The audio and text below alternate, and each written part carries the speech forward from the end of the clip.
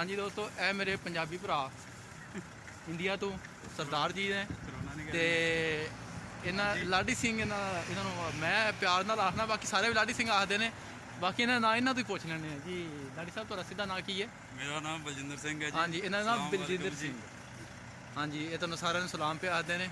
इन्होंने सलाम का जवाब तुसीं जरूर देना। ये वैसे वीडियो बनाओगे तो ये जी भाई फेसबुक के यूट्यूब की दुकान। Okay okay okay. हाँ जी होर सब खैरियत है जी सब दी। तो हुण असीं बाबुल मार्केट जा रहे हैं। करोना टैसट भी होएगा इत्थे ते बाकी शॉपिंग भी होएगी।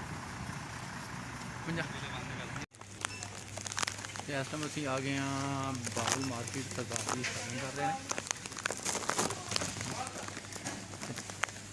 बहुत मैंने ग्लव्स दिते हैं पाने वास्ते ताकि असीं चीज़ों हाथ लाना है, साढ़े ते कोई वो नैगेटिव असर ना आए, करोना वायरस वूरस ना फैले इस वास्ते।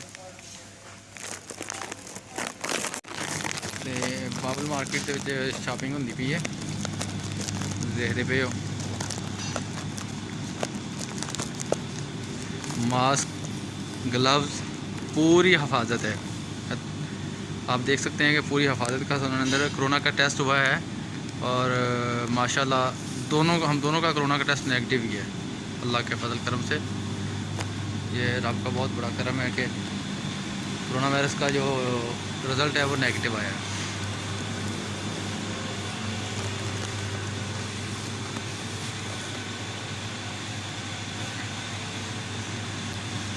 रश नहीं है इतना ज़्यादा।